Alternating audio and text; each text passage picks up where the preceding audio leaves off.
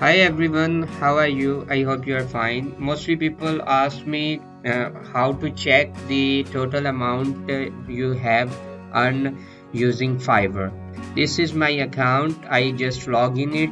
After that, you just click on my business button from navigation bar and then earning button. After that, you see the page.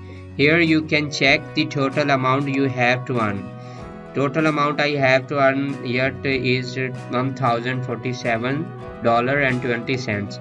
After after that, you just below the your screen you see the total order and the amount you have to earn. Here is the total order I have received in this account and complete, and that after that total amount.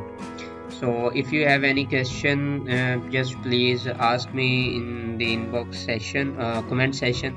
Thank you very much.